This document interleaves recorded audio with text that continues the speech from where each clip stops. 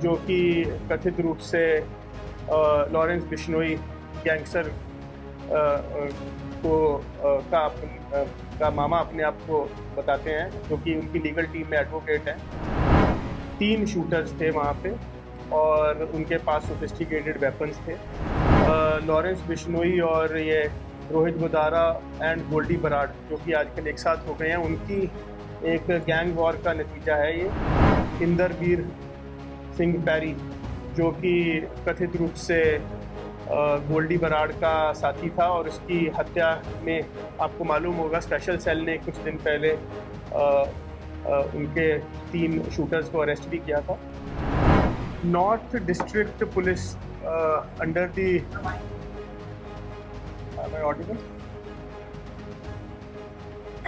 North district police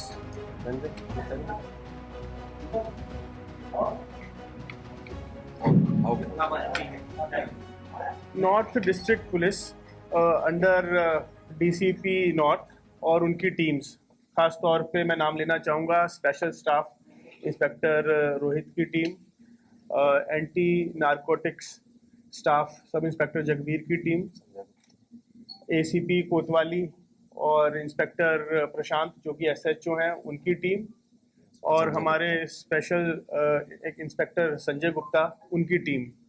ये 4 teams under DCP north इस मामले की इन्वेस्टिगेशन में जुटी थी। इंसिडेंट आपको मालूम है 24 तारीख की रात को लगभग 10:15 बजे, जब दीपक खत्री, जो कि कथित रूप से लॉरेंस बिश्नोई गैंगस्टर का मामा अपने आप को बताते हैं, जो कि उनकी लीगल टीम में एडवोकेट हैं, उनके ऊपर फायरिंग हुई।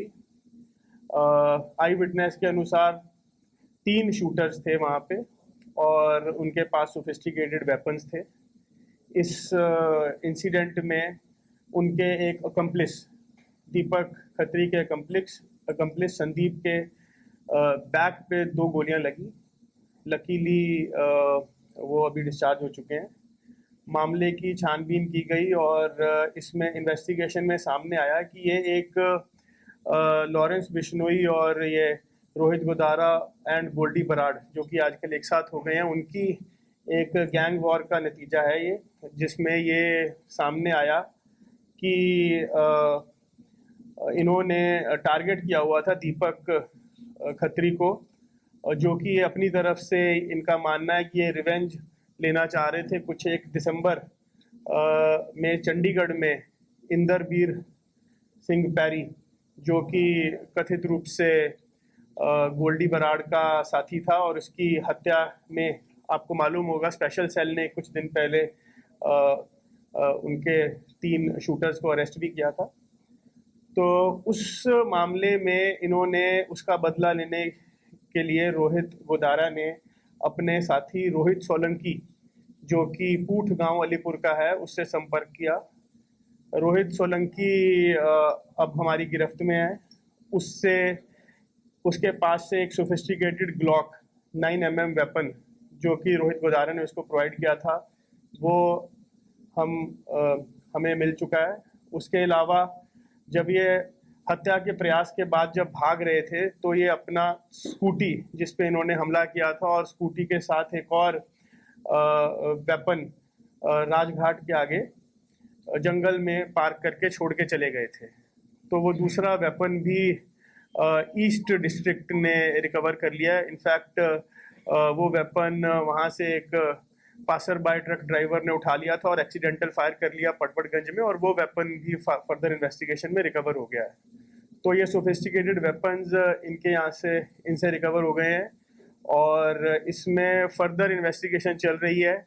बाकी 2 शूटर जो इसके साथ थे, जिनको रोहित गोदारा ने डायरेक्टली हनुमान मंदिर के पास कश्मीरी गेट में कहीं भेजा हुआ था, जो इसके साथ जिनको इसने अपने साथ ज्वाइन करा के ये हत्या का प्रयास किया, उनकी तलाश जारी है। हमारी मल्टीपल टीम्स उनको पकड़ रही हैं। इसके अलावा और भी अभियुक्त हैं, कुछ सिम कार्ड प्रोवाइडर, कुछ व्हीकल और वेपन ड्रॉप जिन्होंने वहाँ पे किया, वो भी हमारे सस्पेक्ट हैं जिनके ऊपर हमारी दबिश बनी हुई है। हमारी टीम्स इस समय रेड कर रही हैं।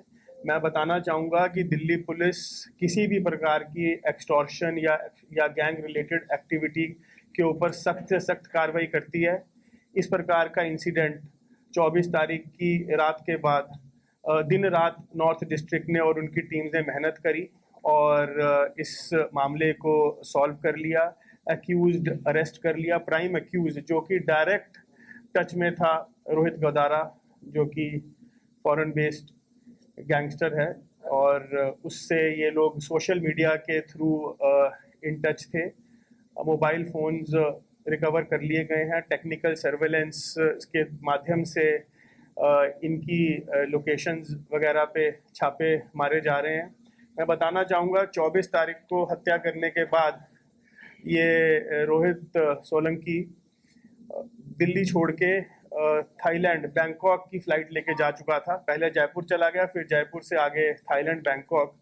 लेकिन as luck would have it, वहाँ पे इमिग्रेशन से उसको वापस भेज दिया गया और इनफैक्ट वही हमें उसका फ़ायदा हुआ, और क्योंकि वो दिल्ली में ही इस समय था तो उसको कल रात में वहाँ से गिरफ्तार कर लिया गया है और आगे की कार्रवाई जारी है।